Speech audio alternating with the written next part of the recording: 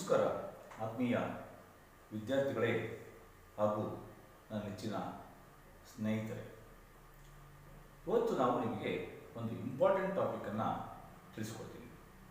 So my name is Shivaprakash, MSc/MA principal, genius techno school and genius central school, Davanagere. Today we will learn about ಗಣಿತವನ್ನು ಸುಲಭವಾಗಿ ಹೇಗೆ ಕಲಿಯಬಹುದು. ಗಣಿತವನ್ನು ಸುಲಭವಾಗಿ ಹೇಗೆ ಕಲಿಯಬಹುದು. In English, how to learn mathematics very easily. How to learn mathematics very easily. Today we discuss about very, very important topic because in these days, in the school days, almost all the students suffer from that mathematics learning. ನಮ್ಮ ಭಾರತದಲ್ಲಿ 90% ವಿದ್ಯಾರ್ಥಿಗಳಿಗೆ ಗಣಿತ ಅಂದರೆ ಬಹಳ ಕಷ್ಟ, ಕಬ್ಬಿಣದ ಕಡಲೆ ಅನ್ನೋ ಒಂದು ಪ್ರತೀತಿ ಇದೆ. ಆದರೆ ಗಣಿತವಷ್ಟು ಸುಲಭವಾದಂಥ ಸಬ್ಜೆಕ್ಟ್ ಯಾವುದೂ ಇಲ್ಲ. ಗಣಿತವನ್ನು ಈ ರೀತಿ ನಾನು ಕೊಟ್ಟಿರುವಂಥ 9 ಟಿಪ್ಸಲ್ಲಿ ನೀವು ಅರ್ಥ ಮಾಡಿಕೊಂಡು ಕಲ್ತ್ಬಿಟ್ರೆ ಗಣಿತವಷ್ಟು ಈಸಿ ಇರುವಂಥ ಸಬ್ಜೆಕ್ಟು ಯಾವುದೂ ಇಲ್ಲ.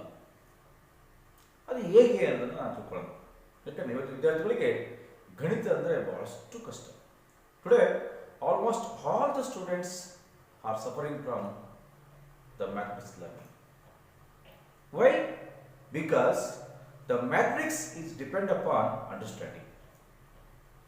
Suppose apart from mathematics, suppose you have learned science, maths, science, social, Kannada, Hindi and also history. So these subjects needs knowledge and also needs some memorization. ಅಂದರೆ ನೀವು ಗಣಿತವನ್ನು ಬಿಟ್ಟರೆ ಬೇರೆ ಸಬ್ಜೆಕ್ಟ್ ಅರ್ಥ ಆಗಲಿಲ್ಲ ಅಂದರೆ ನೀವು ಅದನ್ನು ಮೆಮೊರೈಸ್ ಮಾಡಿ, ಅದು ಊರ್ಲೋಡಿ ಅಂತ ಕನ್ನಡ ಊರ್ಲು ಹೊಡೆದು ಕಲಿತೀರಿ. ಆದರೆ ಗಣಿತವನ್ನು ಮೆಮೊರೈಸ್ ಮಾಡೋ ಸಾಧ್ಯನೇ ಇಲ್ಲ. ಅಂಡರ್ಸ್ಟ್ಯಾಂಡ್? ಸೊ ಹಾಗಾಗಿ ಗಣಿತವನ್ನು ನಾವು ಸುಲಭವಾಗಿ ಕಲಿಬೇಕಂದ್ರೆ ಏನು ಮಾಡಬೇಕು? Look here. The first I will give 9 tips regarding this. The first tips, basic knowledge ಮುಖಾಂತರ. By learning mathematics by basic knowledge. So what is basic knowledge? You already know that the mathematics, the whole mathematics, whatever you are learning in the high school, whatever you learn in the primary, whatever you learn in the PUC, whatever you learn in the degree, so almost all the mathematics will depend upon 4 fundamental operations. What are those? Addition, subtraction, multiplication and division. Addition means sankalana, ಕೂಡುವುದು ಅಂತ ಕರೀತಾರೆ. Subtraction means ವ್ಯವಕಲನ. Multiplication means ಗುಣಾಕಾರ. Division means ಭಾಗಾಕಾರ. Almost all the mathematics, whatever you have learned in the life, will depend upon 4 fundamental operations.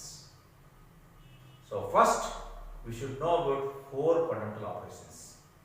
4 fundamental operations ಇದಾವಲ್ಲ, ಆ 4 fundamental operations ಇಂದ ಇಡೀ ಗಣಿತ depend ಆಗಿದೆ. ಹಾಗಾಗಿ 4 fundamental operations ಎಲ್ಲಿ ಕಲಿತೀರಿ ನೀವು ಅಂದರೆ, so whenever you studied in the first standard, second standard, third standard or fourth standard. So ನಾವು ಮುಖ್ಯವಾಗಿ ಈ ಪ್ರೈಮರಿ ಎಜುಕೇಶನ್ಸ್ ಅಲ್ಲಿ ಮ್ಯಾಥಮೆಟಿಕ್ಸ್ ಅನ್ನ ಗಟ್ಟಿಯಾಗಿ ಕಲಿತ್ರೆ, ಯಾವುದೊಂದು ಬಿಲ್ಡಿಂಗ್ ಗಟ್ಟಿ ಆಗಬೇಕಂದ್ರೆ ಫೌಂಡೇಶನ್ಸ್ ಬಿಗಿರಬೇಕು. ಸೊ ಹಾಗಾಗಿ ನೀವು ವಿದ್ಯಾರ್ಥಿಗಳು ನಿಮ್ಮ 10 ವರ್ಷದ ಒಳಗೆ ಏನು ಕಲಿತಿರಲ್ಲ fundamental operations, that is very very important. ಆ ಫಂಡಮೆಂಟಲ್ ಆಪರೇಷನ್ಸ್ ಅನ್ನ ಹೇಗೆ ಕಲಿಬೇಕು ಅನ್ನೋದನ್ನ ನಾನು ಮುಂದಿನ ವಿಡಿಯೋದಲ್ಲಿ ತಿಳಿಸ್ಕೊಡ್ತೀನಿ. So addition, subtraction, multiplication, divisions. These 3 operations are very depend upon the mathematics. So first we should know about knowledge of the mathematics or basic knowledge, basic mathematics. So basic mathematics is very important. Before you going to build any building, first you should make the foundations. The foundation is basic mathematics. So basic mathematics ಅನ್ನು ನೀವು ಚೆನ್ನಾಗಿ ಕಲಿತ್ಬಿಟ್ರೆ ನಿಮಗೆ mathematics ತುಂಬ easy ಆಗುತ್ತೆ. ಎಷ್ಟೋ ಮಕ್ಕಳಿಗೆ so many students not knowing LCM, HCF, addition of fractions, subtraction of fractions, division of fractions, addition of decimals, subtraction of decimals. These are all very important. So ಇಷ್ಟೋ ಮಕ್ಕಳಿಗೆ ಹಾಡು ಮಾಡೋದೇ ಗೊತ್ತಿರೋದು. ಡೆಸಿಮಲ್ಸ್ ಹೇಗೆ ಹಾಡು ಮಾಡಬೇಕು, ಫ್ರಾಕ್ಷನ್ಸ್ ಹೇಗೆ ಹಾಡು ಮಾಡಬೇಕು, ಆಲ್ಜಿಬ್ರಾ ಟರ್ಮ್ಸ್ ಹೇಗೆ ಹಾಡು ಮಾಡಬೇಕು. ಸೊ ಇವೆಲ್ಲವನ್ನು ತಿಳ್ಕೋಬೇಕು. ಈ ಬೇಸಿಕ್ ಅನ್ನೋದು ತುಂಬ ಇಂಪಾರ್ಟೆಂಟ್. ಸೊ ಆ ಬೇಸಿಕ್ ಅನ್ನು ನಾನು ಮುಂದಿನ ವಿಡಿಯೋದಲ್ಲಿ ನಿಮಗೆ ತಿಳಿಸ್ಕೊಡ್ತೀನಿ. ಈಗ ಬೇಸಿಕ್ ನಾಲೆಡ್ಜನ್ನು ಮುಖಾಂತರ ನೀವು ಫಸ್ಟ್ ಕಲಿಬೇಕು ಮ್ಯಾಥಮೆಟಿಕ್ಸ್. ಹಾಗಾಗಿ ನೀವು ಫಸ್ಟ್ ಸ್ಟ್ರಾಂಗ್ ಆಗಬೇಕು ಬೇಸಿಕ್ ನಾಲೆಡ್ಜಲ್ಲಿ. ಅದು ಎಲ್ಲಿ ಕಲಿತೀರಿ ನೀವು? ಪ್ರೈಮರಿ ಲೆವೆಲಲ್ಲಿ ಕಲಿತೀರಿ. Next second tips, very very important. ಗಣಿತವನ್ನ ಇತಿಹಾಸ ತರ ಓದಬಾರ್ದು. Don't read mathematics like history. ನೋಡಿ, ಬಹಳಷ್ಟು ವಿದ್ಯಾರ್ಥಿಗಳು ನಮ್ಮ ಪ್ರೈಮರಿ ಮಕ್ಕಳು ಇರ್ಬೋದು ಅಥವಾ ಹೈಸ್ಕೂಲ್ ಮಕ್ಕಳು ಇರ್ಬೋದು, ಗಣಿತವನ್ನ ಇಷ್ಟು ತರ ಓದ್ತಾ ಹೋಗ್ತಾರೆ. ನಾಳೆ ಎಕ್ಸಾಮ್ ಇದೆ ಅಥವಾ ನಾಳೆ ಎಕ್ಸಾಮ್ ಇದೆ ಅಂದ್ರೆ ಟೀಚರ್ಸ್ ಕೊಟ್ಟಂತ ನೋಟ್ಸ್ ಗಳನ್ನ ಲೈನ್ ಬೈ ಲೈನ್ ನೋಡಿ ಅಂತ ಹೋಗ್ತಾರೆ, ಓವರ್ವ್ಯೂ ಮಾಡ್ತಾರೆ. ಸೊ ಯಾವುದೇ ಗಣಿತವನ್ನ ವ್ಯೂ ಮುಖಾಂತರ ಕಲಿಯಕ್ಕಾಗಲ್ಲ. The mathematics is not learned by viewing. Understand? This is, you always keep it in mind. The mathematics will be learned by step. So ಗಣಿತವನ್ನ ಬರೆದು ಕಲಿಯಬೇಕು. Third steps ಏನಪ್ಪ? ಮೂರನೇ steps, the learn mathematics by writing again and again. At least the each problem should be written 3 to 4 times at the exam time. ನಿಮ್ಮ exam ಬರೋದ್ರೊಳಗೆ ನೀವೇ ಕೊಟ್ಟಿರುವಂಥ ಎಲ್ಲ ಪ್ರಾಬ್ಲಮ್ಗಳನ್ನ ಏನು ಮಾಡಬೇಕು? ಅಟ್ಲೀಸ್ಟ್ 3 ರಿಂದ 4 ಸಾರಿ ಬರೆದು ಕಲಿಬೇಕು. ಸಪೋಸ್ ಇವತ್ತು ನಿಮ್ಮ ಟೀಚರ್ಸ್ ಮಾಡಿದಂಥ ಪ್ರಾಬ್ಲಮ್ಸ್ 4 ಪ್ರಾಬ್ಲಮ್ ಅಥವಾ 5 ಪ್ರಾಬ್ಲಮ್ 8 ಪ್ರಾಬ್ಲಮ್ ಮಾಡಿದ್ರೆ ಅದನ್ನ ಮನೇಲಿ ಬಂದು ಪುನಃ ನೀವು ಅದನ್ನ ಒಂದ್ಸರಿ ನೋಡ್ಕೊಂಡು ಬರೀಬೇಕು, ಅರ್ಥ ಮಾಡ್ಬೇಕು. ಆಮೇಲೆ ಏನು ಮಾಡಿ? ಕ್ವಶನ್ ಬರ್ಕೊಂಡು ಬಿಡಿಸ್ತಾವೆ. ಡೂ ಇಟ್ ಯುವರ್ ಸೆಲ್ಫ್ ಮಾಡ್ತಾರೆ. It is called best method, do it your self. ಯಾಕಂದ್ರೆ ಟೀಚರ್ಸ್ ಮಾಡ್ಬೇಕಾದ್ರೆ ಇಂಗ್ಲಿಷ್ ಮ್ಯಾಥಮೆಟಿಕ್ಸ್ ತುಂಬಾ ಅರ್ಥ ಆಗುತ್ತೆ, ಚೆನ್ನಾಗಿ ಅರ್ಥ ಆಗುತ್ತೆ. ಅದೇ ನೀವು ಸ್ವತಃ ಕುಂತು ಡೂ ಇಟ್ ಯುವರ್ ಸೆಲ್ಫ್ ಮಾಡಿದಾಗ ಆ ಸ್ಟೆಪ್ಸ್ ಬರೋದಿಲ್ಲ. ಯಾಕಂದ್ರೆ because you have lack in practice. Don't read mathematics like history. History ಓದ್ದಂಗೆ ಲೈನ್ ಬೈ ಲೈನ್ ನೋಡ್ಕೊಂತ ಹೋಗ್ತಾರೆ, ಅವಾಗ ಈಸಿ ಅನ್ಸುತ್ತೆ. ಅದೇ ನೀವು ಎಕ್ಸಾಂಪಲ್ ಕೊಟ್ಟಾಗ ಅದೇ ಪ್ರಾಬ್ಲಮ್ ಕೊಟ್ಟಾಗ ಕ್ಲಾಸ್ ಮನೇಲಿ ಓದ್ಕೊಂಡಿರ್ತೀರಿ, ಅದೇ ಪ್ರಾಬ್ಲಮ್ ಅನ್ನ ಕ್ಲಾಸ್ ಅಲ್ಲಿ ಕೊಟ್ಟಾಗ ಆ ಪ್ರಾಬ್ಲಮ್ ನ ಸ್ಟೆಪ್ ಮಾಡ್ತಾ ಹೋಗುತ್ತೆ. ಹಾಗಾಗಿ so mathematics should be don't read like history. ಇತಿಹಾಸ ತರ ಓದಬೇಡಿ. ಸೊ ಹೇಗೆ ಮಾಡ್ಬೋದ್ರೆ ಗಣಿತವನ್ನ ಬರೆದು ಕಲಿಯಬೇಕು. ಒಂದಿಷ್ಟು ಪೇಪರ್ಸ್ ತಗೋಬೇಕು, ರಫ್ ಪೇಪರ್ನ ಟ್ರ್ಯಾಕ್ ಮಾಡ್ಕೋಬೇಕು, ದಿನ ವರ್ಕ್ ಮಾಡಬೇಕು. ಡೈಲಿ ವರ್ಕ್ ಮಾಡ್ತಾ ಇರ್ಬೇಕು. ಹೆಂಗ್ ವರ್ಕ್ ಮಾಡಬೇಕು? By writing. Learn mathematics by writing, don't read. ನಮ್ಮ ಎಲ್ಲ ವಿದ್ಯಾರ್ಥಿಗಳು, ನನ್ನ 20 ವರ್ಷ ವಯಸ್ಸಿನಲ್ಲಿ ನೋಡಿರುವಂತ ಎಲ್ಲ ವಿದ್ಯಾರ್ಥಿಗಳು ಏನಾಗುತ್ತೆ ಅಂದ್ರೆ ಮ್ಯಾಥಮೆಟಿಕ್ಸ್ ಅನ್ನ ಓದ್ತಾರೆ, ಸ್ಟೆಪ್ ಬೈ ಸ್ಟೆಪ್ ಓದ್ತಾರೆ. ಅದೇ ಸ್ಟೆಪ್ ಬೈ ಸ್ಟೆಪ್ ಬರಿತಾ ಹೋಗಲ್ಲ, ಸ್ಟೆಪ್ ಬೈ ಸ್ಟೆಪ್ ಸಾಲ್ವ್ ಮಾಡ್ತಾ ಹೋಗಲ್ಲ. ಸೊ ಹೀಗಾಗಿ ನೀವು ಮ್ಯಾಥಮೆಟಿಕ್ಸ್ ಅನ್ನ learn maths by writing again and again. This is the third steps. What are the fourth tips to learn mathematics very easily? Fourth tips, basic ಸೂತ್ರಗಳ ಮುಖಾಂತರ. By basic formulas. What are the basic formulas? Look here. Because almost all the mathematics will depend upon basic mathematics. So whenever you add, whenever you have subtract, whenever you have multiply, whenever you have divide, addition of fraction, multiplication of fractions, or division of decimals, they are all LCM, HCM. Whatever you studied in the mathematics, the whole mathematics will depend upon basic formula. So ನೀವು example ನೀವು ಯಾವುದೋ stand ಓದ್ತೀರಿ, 5th stand ಓದ್ತೀರಿ, 6th stand ಓದ್ತೀರಿ. So ಅಲ್ಲಿ ಬರುವಂತ ಎಲ್ಲ basic ಫಾರ್ಮುಲಾನ ಒಂದು ಚೀಟಲ್ಲಿ ಬರ್ಕೊಂಡು ಏನು ಮಾಡಬೇಕು? ನಿಮ್ಮ ಪ್ಯಾಕೆಟ್ ಇಟ್ಕೋಬೇಕು. ಸೊ ಎಲ್ಲೆಲ್ಲಿ ನೀವು ಟೈಮನ್ನು ಸ್ಪೆಂಡ್ ಮಾಡ್ತೀರಿ ಹೆಚ್ಚಿಗೆ? ಎಕ್ಸಾಂಪಲ್ ನೀವು ಎಷ್ಟು ಟೈಮ್ ಸ್ಪೆಂಡ್ ಮಾಡ್ತೀರಿ? ನಿಮ್ಮ ಮಿರರ್ ಮುಂದೆ ಇಟ್ಕೊಂಡಾಗ, ಅಥವಾ ಬಾತ್ರೂಮ್ಗಳಲ್ಲಿ, ಅಥವಾ ನಿಮ್ಮ ಬಾಲ್ಕನಿಗಳಲ್ಲಿ, ಅಥವಾ ನಿಮ್ಮ ಪಾರ್ಕಲ್ಲಿ ವಾಕಿಂಗ್ ಮಾಡ್ತಿರ್ಬೇಕಾದ್ರೆ ಏನು ಮಾಡಬೇಕು? ಆ ಚೀಟಿಯಲ್ಲಿರುವಂಥ ಫಾರ್ಮುಲಾನ ವ್ಯೂ ಅಗೈನ್ ಅಂಡ್ ಅಗೈನ್ ಆವಾಗ ನೋಡ್ತಾ ಇದ್ರೆ ನೆನಪಾಗುತ್ತೆ. ಇಲ್ಲ ಅಂದರೆ ನೈಟ್ ಮಲಗೋಕ್ಕೆ ಮುಂಚೆ ನೀವು ಎಕ್ಸಾಂಪಲ್ 10 ಗಂಟೆಗೆ ನೋಡ್ತೀರಿ ಅಂದರೆ 9:30ಕ್ಕೆ ಆ ಫಾರ್ಮನ್ನು ಓಪನ್ ಮಾಡ್ಕೊಂಡು ಒಂದೊಂದನ್ನ ಈಗಿನ ಕಲ್ತ್ಬಿಟ್ಟು ನೋಡ್ಕೊಂಡು ವ್ಯೂ ಮಾಡಿ ಮುಚ್ಚಿಟ್ಬಿಟ್ಟು ಕಣ್ಣು ಮುಚ್ಚಿಕೊಂಡು ರೀಕಾಲ್ ಮಾಡಬೇಕು. ಸೊ ರೀಕಾಲ್ ಮಾಡ್ಬೇಕಾದ್ರೆ ನೆನಪು ಓದಿದ್ರೆ ಮರ್ತೋಯ್ತಂದ್ರೆ ಮತ್ತೆ ಪುನಃ ತೆಗೆದು ನೋಡಬೇಕು. ಈ ರೀತಿ ಮಾಡ್ತಾ ಇದ್ರೆ ಡೈಲಿ ನಿಮಗೆ ಆ ಫಾರ್ಮುಲಾ ಎಲ್ಲ ನೆನಪಿರ್ತವೆ. ಹಾಗಾಗಿ so almost all the mathematics depend upon the formulas. So first you should know or you should remember the formulas. ಗಣಿತ ಕಲಿತ ಮೊದಲು ನೀವು ಬೇಸಿಕ್ ಸೂತ್ರಗಳನ್ನ ಚೆನ್ನಾಗಿ ಕಲಿತಿರ್ಬೇಕು. ಬೇಸಿಕ್ ಸೂತ್ರ ಬಹಳಷ್ಟು ಇಂಪಾರ್ಟೆಂಟ್. ಬೇಸಿಕ್ ಫಾರ್ಮುಲಾಸ್ ಬಹಳಷ್ಟು ಇಂಪಾರ್ಟೆಂಟ್. ಎಷ್ಟೋ ಮಕ್ಕಳಿಗೆ A+B² ಬರಲ್ಲ, A-B² ಬರಲ್ಲ, ಆಲ್ಜಿಬ್ರಾ ಟರ್ಮ್ಸ್ ಗೊತ್ತಿರಲ್ಲ, ವಾಟ್ ಈಸ್ ಫ್ರಾಕ್ಷನ್ಸ್ ಅಂತ ಗೊತ್ತಿರಲ್ಲ, ವಾಟ್ ಈಸ್ ಡೆಸಿಮಲ್ ಅಂದ್ರೆ ಗೊತ್ತಿರಲ್ಲ. ಯಾವುದೋ ಒಂದು ಉಲ್ಡ್ ಮೆಥಡ್ ಮಾಡ್ತಾ ಹೋಗ್ತಾರೆ, ಆವಾಗ ನಿಮ್ದು ಮ್ಯಾಥಮೆಟಿಕ್ಸ್ ಸ್ಟ್ರಾಂಗ್ ಆಗಲ್ಲ, ಇಲ್ಲ ಕೊಲಾಪ್ಸ್ ಆಗ್ಬಿಡುತ್ತೆ. ಹಾಗಾಗಿ so first you should learn about basic formulas of the mathematics. Understand? ನೀವು ಎಲ್ಲೆಲ್ಲಿ ಟೈಮ್ ಅನ್ನು ಸ್ಪೆಂಡ್ ಮಾಡ್ತಿರೋ ಅಲ್ಲಿ ಬೇಸಿಕ್ ಫಾರ್ಮುಲಾನ ಚೆನ್ನಾಗಿ ಬರ್ಕೊಂಡು ನಿಮ್ಮ ಪ್ಯಾಕೆಟ್ ಇಟ್ಕೊಳ್ಳಿ. ಸೊ ನಿಮ್ಗೆ ಎಲ್ಲಿ ಟೈಮ್ ಸಿಗುತ್ತೋ ಅಲ್ಲಿ ನೋಡ್ಕೊತಾ ಇರಬೇಕು. ಪ್ರತಿ ಟೈಮ್ ಬಹಳ ಇಂಪಾರ್ಟೆಂಟ್. ನೆಕ್ಸ್ಟ್ ಫಿಫ್ತ್ ಟಿಪ್ಸ್, ದ್ವಿಸಮಯ ಮೀಸಲಿಡಬೇಕು. ದ್ವಿಸಮಯ ಅಂದ್ರೆ double time reserve for maths. Suppose we have learned science, social, Kannada, Hindi and other subjects. ಒಂದು ಹಾಫ್ ಅನ್ ಅವರ್ ನೀವು ಓದ್ತೀರಿ ಅಂತ ಕೊಡಿ. ಪ್ರತಿದಿನ ನೀವು ಮ್ಯಾಥಮೆಟಿಕ್ಸ್ ಅನ್ನು 1 ಅವರ್ ಓದಬೇಕು. ಯಾಕಂದ್ರೆ the mathematics needs more time for writing, for solving, for doing the problems. Understand?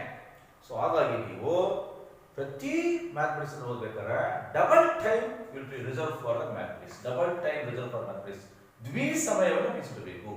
ಅರ್ಧ ಗಂಟೆ ಸೈನ್ಸ್ ಓದಿದ್ರೆ, ಅರ್ಧ ಗಂಟೆ ಸೋಷಿಯಲ್ ಓದಿದ್ರೆ, ಅರ್ಧ ಗಂಟೆ ನೀವು ಕನ್ನಡ ಓದಿದ್ರೆ, ಅರ್ಧ ಗಂಟೆ ಇಂಗ್ಲಿಷ್ ಅನ್ನು ಓದಿದ್ರೆ, ನೀವು 1 ಅವರ್ ಅನ್ನ ಮ್ಯಾಥಮೆಟಿಕ್ಸ್ ಮೀಸಲಿಡಬೇಕು. ಟೈಮ್ ಹಾಕಬೇಕು ನೀವು. ಸೊ ನೆಕ್ಸ್ಟ್ ಪೀರಿಯಡ್ ಎಲ್ಲ ನಿಮ್ಗೆ ಹೇಳ್ಕೊಡ್ತೀನಿ ಹೇಗೆ ಓದಬೇಕು. ಎಕ್ಸಾಮ್ ಟೈಮ್ ನೀವು ರಜಾ ಕೊಟ್ಟಿರ್ತಾರೆ ಓದ್ಬೇಕಂತ, ಅವಾಗ ಹೇಗೆ ಓದಬೇಕು, ಡೈಲಿ ನೀವು ಕ್ಲಾಸ್ ಇರಬೇಕಾದ್ರೆ ಹೇಗೆ ಓದಬೇಕು, ಹೇಗೆ ಟೈಟಲ್ ಹಾಕಬೇಕು, ಟೈಟಲ್ ಹೇಗಿರುತ್ತೆ ಅದನ್ನ ನಾನು ಒಂದು ಬುಕ್ಸ್ ಕೂಡ ಬರ್ತೀನಿ. ಆ ಬುಕ್ಸ್ ಅಲ್ಲಿ ನೋಡ್ಬೋದು ನೀವು. ಆ ಬುಕ್ಸ್ ನಿಮಗೆ ಹೌ ಟು ಲರ್ನ್ ಅಂತ ಒಂದು ಬುಕ್ಸ್ ಬರ್ತೀನಿ, ಅದನ್ನ ನೋಡ್ಕೊಳ್ಳಿ. ಇಲ್ಲ ಅಂದ್ರೆ ನಾನು ಮುಂದಿನ ವಿಡಿಯೋ ನಿಮಗೆ ಹೇಗೆ ಓದ್ಕೋಬೇಕು, ಹೇಗೆ ಟೈಟಲ್ ಹಾಕಬೇಕು ಅನ್ನೋದನ್ನು ನಿಮಗೆ ಹೇಳ್ಕೊಡ್ತೀನಿ. ಹಾಗಾಗಿ so we have to reserve double time for the mathematics. ದ್ವಿಸಮಯನ ನೀವು ಮ್ಯಾಥಮೆಟಿಕ್ಸ್ಗೆ ಮೀಸಲಿಡಬೇಕು ಪ್ರತಿದಿನ. ಅರ್ಥಾಯ್ತಾ?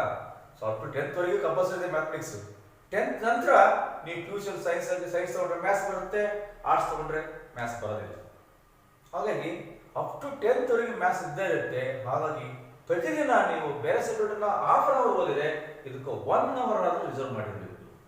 1 ಅವರ್ ಆದ್ರೂ ವರ್ಕ್ ಮಾಡ್ಬೇಕು. ಯಾಕಂದ್ರೆ ಪ್ರತಿ ಪ್ರಾಬ್ಲಮ್ ನೀವು ಸಾಲ್ವ್ ಮಾಡ್ಬೇಕಾದ್ರೆ ಟೈಮ್ ಹೆಚ್ಚಿಗೆ ಬೇಕಾಗುತ್ತೆ. ಅಟ್ಲೀಸ್ಟ್ ಒಂದು ಪ್ರಾಬ್ಲಮ್ ಸಾಲ್ವ್ ಮಾಡಬೇಕಾದ್ರೆ 5 ರಿಂದ 10 ನಿಮಿಷ ಬೇಕು. ಇದಕ್ಕೆ ನೀವು 5 ಪ್ರಾಬ್ಲಮ್ ಮಾಡಿದ್ರೆ 10 ಪ್ರಾಬ್ಲಮ್ ಮಾಡಿದ್ರೆ ಕೂಡ ಅಲ್ಲಿ ನಿಮಗೆ ಒಂದು 60 ಮಿನಿಟ್ಸ್ ಬೇಕಾಗುತ್ತೆ. ಹಾಗಾಗಿ ಹೆಚ್ಚು ಸಮಯವನ್ನು ನೀವು ಮ್ಯಾಥಮೆಟಿಕ್ಸ್ಗೆ ಮೀಸಲಿಡಬೇಕು. ಇಲ್ಲ ಅಂದ್ರೆ ನಿಮ್ಗೆ ಏನಾಗುತ್ತೆ, ಈಗಾಗುತ್ತೆ ಬೇರೆ ಸಬ್ಜೆಕ್ಟ್ ಮೇಲೆ ಹೋಗ್ತವೆ, ಮ್ಯಾಥಮೆಟಿಕ್ಸ್ ಕಡಿಮೆ. ಸೊ ಮ್ಯಾಥಮೆಟಿಕ್ಸ್ ಕೂಡ ಸಮ ಬರ್ಬೇಕು. ಬೇರೆ ಸಬ್ಜೆಕ್ಟ್ ಅಂದ್ರೆ ಏನ್ ಮಾಡ್ಬೇಕು, ನೀವು ಹೆಚ್ಚು ಟೈಮನ್ನು ಮೀಸಲಿಡಬೇಕು.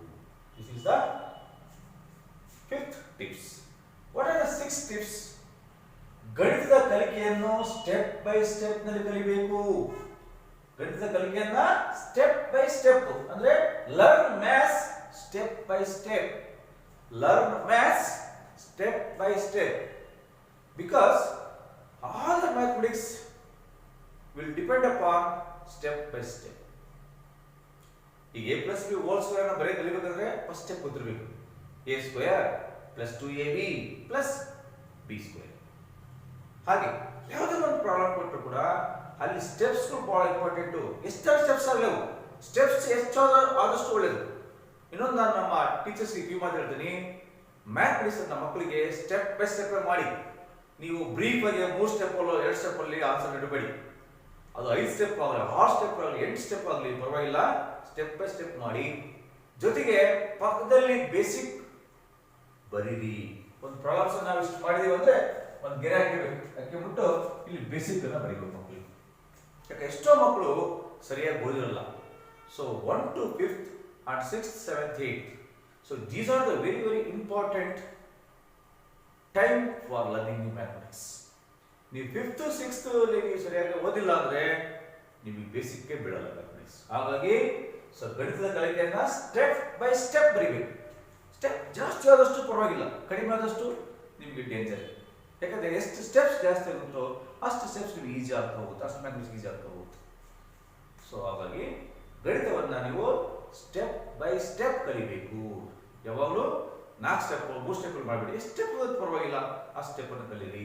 ಹೆಚ್ಚು ನೀವೇ ಕಲಿಬೇಕು. ಸೊ ಮೇಸ್ಟ್ ಟೀಚರ್ಸ್ ಮಾಡ್ಬೇಕಾದ್ರೆ ನಿಮಗೆ ಮ್ಯಾಥಮೆಟಿಕ್ಸ್ ಭಾಳ ಈಸಿ ಆಗುತ್ತೆ.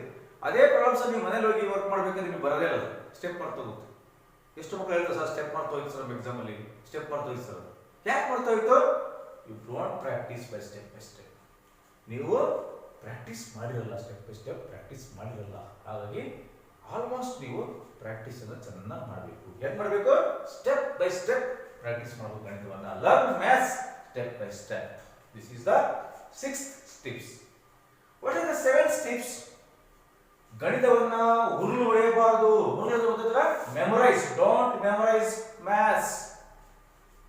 ಬಹಳಷ್ಟು ಮಕ್ಕಳು, more than 50% of the students learn mathematics by memorize. ಇವತ್ತಿನ ದಿನ ಏನಾಗಿದೆ ಅಂದ್ರೆ ಈವನ್ PUC ಮಕ್ಕಳು, ಡಿಗ್ರಿ ಮಕ್ಕಳು ಕೂಡ ಯಾವುದೋ ಒಂದು ಸ್ಟೇಟ್ಮೆಂಟ್ ಅನ್ನ ಕೊಟ್ಟರೆ ಆ ಸ್ಟೇಟ್ಮೆಂಟ್ ಅನ್ನ ಮೆಮೊರೈಸ್ ಮಾಡಿ ಬರೀತಾರೋ ಹೊರತು ಅದನ್ನ ಅರ್ಥ ಮಾಡ್ಕೊಂಡು ಬರೆಯುವಂತ ಕೆಪಾಸಿಟಿ ಇಲ್ಲ. ಯಾಕಂದ್ರೆ we have lack in the knowledge of English, you are lack in the knowledge of Kannada, you are lack in the knowledge of languages. Because almost all the languages learn by our mother tongue. ನಿಮ್ಮ mother tongue ಏನಾಗಿರಲಿ, so ಆ mother tongue ಮುಖಾಂತರ ನಾವು ಬೇರೆ subject ಕಲಿತೀವಿ. ಹಾಗಾಗಿ ನೀವು ಏನು ಮಾಡಬೇಕು? ಗಣಿತವನ್ನ ಯಾವುದೇ ಕಾರಣಕ್ಕೂ ಹೊರಡಿಬಹುದು. Because all the mathematics are very different, all the problems are different, but method should be same.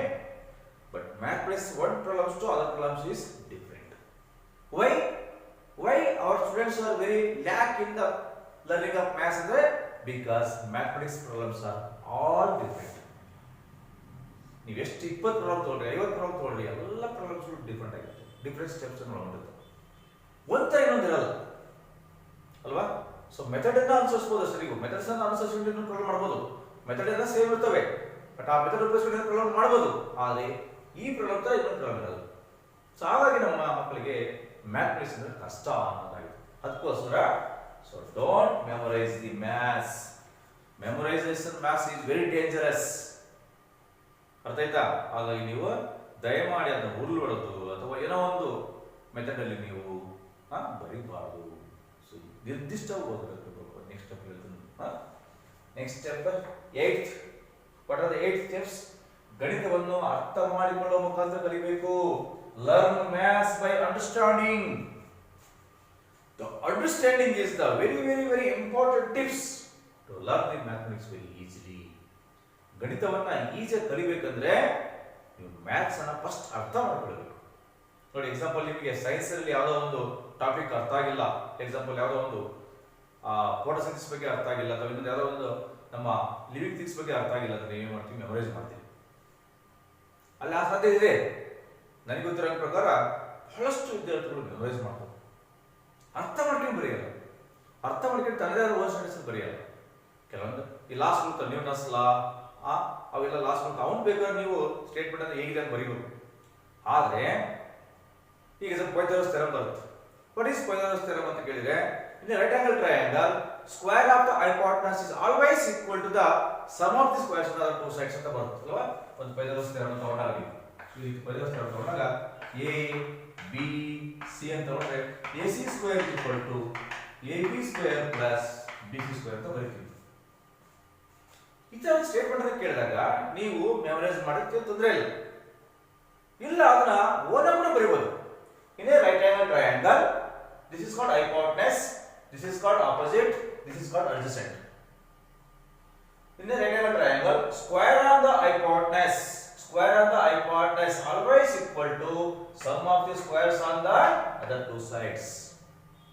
ಇದು ಪೈಥಾಗರಸ್ ಥಿಯರಮ್. ಪೈಥಾಗರಸ್ ಪ್ರಮೇಯ ಏನು ಹೇಳ್ತಪ್ಪ? ವರ್ಗದ ಕರ್ಣಗಳು, ಇದು ಕರ್ಣ ಅಂತ ಹೇಳ್ತಾರೆ ಕನ್ನಡದಲ್ಲಿ. ಕರ್ಣಗಳು ಎಷ್ಟಿರುತ್ತೆ, ಹೆಂಗಿರುತ್ತಂದ್ರೆ ಇವೆರಡು ಬಾಹುಗಳನ್ನ ಮೊತ್ತ ಮಾಡಿದಾಗ ಎಷ್ಟು ಬರುತ್ತೋ ಕರ್ಣ ಅಷ್ಟೇ ಇರುತ್ತೆ. So this is called Pythagoras ಪ್ರಮೇಯ. ಹಾಗೆ ನೀವು ಗಣಿತವನ್ನ ಅರ್ಥ ಮಾಡಿಕೊಳ್ಳುವ ಮುಖಾಂತರ ಕಲಿಬೇಕು, ಅರ್ಥ ಮಾಡ್ಕೋಬೇಕು. Very very important. Learn maths by understanding. Learn maths by understanding. ಇದೇ ಆಗಲ್ಲ ಮಕ್ಕಳಿಗೆ. ಟೀಚರ್ಸ್ ಮಾಡಿದ ಅರ್ಥ ಆಗಲ್ಲ ಅಂತಾರೆ, ಇನ್ನು ಕೆಲವರಿಗೆ ಅರ್ಥ ಆಗಿತ್ತು ಅಂತಾರೆ, ಅದೇನೋ ಮಾಡ್ತಾರೆ. ಸೊ ಹಾಗಾಗಿ ಬಹಳಷ್ಟು ಮಕ್ಕಳಿಗೆ ಅರ್ಥ ಆಗಿರಲ್ಲ. ಅದಕ್ಕೆ ಟೀಚರ್ಸ್ ಕೂಡ ಏನು ಮಾಡಬೇಕು, ಆದಷ್ಟು ಸರಳವಾಗಿ ಸಿಂಪಲ್ ಅಲ್ಲಿ ಹೇಳ್ಕೊಡ್ಬೇಕು. ಸಿಂಪಲ್ ಅಲ್ಲಿ understand. So this is very important. Learn maths by understanding. Whatever you learn, you have to learn fractions, whatever you learn decimals, LCM, SCF ಏನಾದ್ರು ಕಲಿ. ನೀವು ಕಲ್ತಾಗ ಲಾಸ ಮಾಸ ಮತ್ತೆ ನಿಮ್ಮ ಯಾವುದೇ ಫ್ರಾಕ್ಷನ್ಸ್ ಇರ್ಬೋದು, ಡೆಸಿಮಲ್ಸ್ ಇರ್ಬೋದು, ಭಿನ್ನರಾಶಿ ಅಂತ ಕರಿತಕ್ಕಂಥ ಅವು ಯಾವುದೇ ಇರ್ಬೋದು, ಅವನ್ನ ನೀವು ಅಂಡರ್ಸ್ಟ್ಯಾಂಡ್ ಮಾಡ್ಕೋಬೇಕು, ಅರ್ಥ ಮಾಡ್ಕೋಬೇಕು. ಫಸ್ಟ್ ಅರ್ಥ ಮಾಡ್ಕೋಬೇಕು.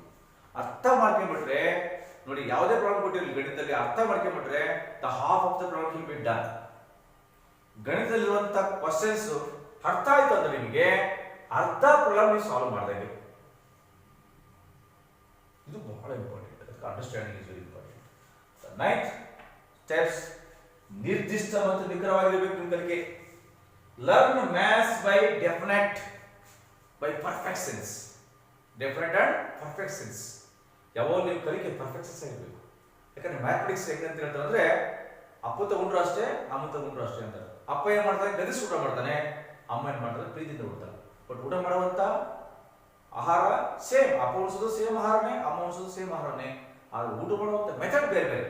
ಅಂದ್ರೆ ಮ್ಯಾಥಮೆಟಿಕ್ಸ್ ನೀವು ಯಾವುದೇ ಮೆಥಡ್ ಅಲ್ಲಿ ಕಲೀರಿ, ಆನ್ಸರ್ ನಿಖರವಾಗಿರುತ್ತೆ, ನಿರ್ದಿಷ್ಟವಾಗಿರುತ್ತೆ. ಅಷ್ಟೇ ಆನ್ಸರ್ ಬರುತ್ತೆ. ನೀವು ಮೆಥಡ್ ಯಾವ್ದಾದ್ರು ಕ್ವಶನ್ ಮಾಡಿ, you can use any methods to solve the problems, but answer should be definite or perfect. ಹೌದಾ? ಹಾಗಾಗಿ ನೀವು ಮೆಥಡ್ ಅನ್ನು ಯಾವ್ದು ಸರಳವಾದ ಮೆಥಡ್ ಕಲೀರಿ, ಟಫ್ ಆದ ಮೆಥಡ್ ಕಲೀರಿ, ಬೇರೆ ಬೇರೆ ಮೆಥಡ್ ಕಲೀರಿ, ಬಟ್ ಬರುವಂತ ಆನ್ಸರ್ ಇಲ್ಲ, that is very very important. That is B definite. ಅದು ಏನಾಗಿರುತ್ತೆ, learn maths by definite and perfect sense. Definite and perfect sense. Perfect sense ಅಲ್ಲಿ ಕಲಿಬೇಕು, ಡೆಫಿನೆಟ್ ಆಗಿ ಕಲಿಬೇಕು. ಮ್ಯಾಥಮೆಟಿಕ್ಸ್ ನೀವು ನಾನು ಸಾಲ್ವ್ ಮಾಡಿದ್ರೆ ಅಷ್ಟೇ ಬರುತ್ತೆ ಆನ್ಸರು, ಇನ್ನೊಬ್ರು ಸಾಲ್ವ್ ಮಾಡಿದ್ರೆ ಅಷ್ಟೇ ಬರುತ್ತೆ, ಸೈಂಟಿಸ್ಟ್ ಸಾಲ್ವ್ ಮಾಡಿದ್ರೆ ಅಷ್ಟೇ ಬರುತ್ತೆ, ಒಬ್ಬ ಚಿಕ್ಕ ಮಗು ಸಾಲ್ವ್ ಮಾಡಿದ್ರೆ ಅಷ್ಟೇ ಬರುತ್ತೆ.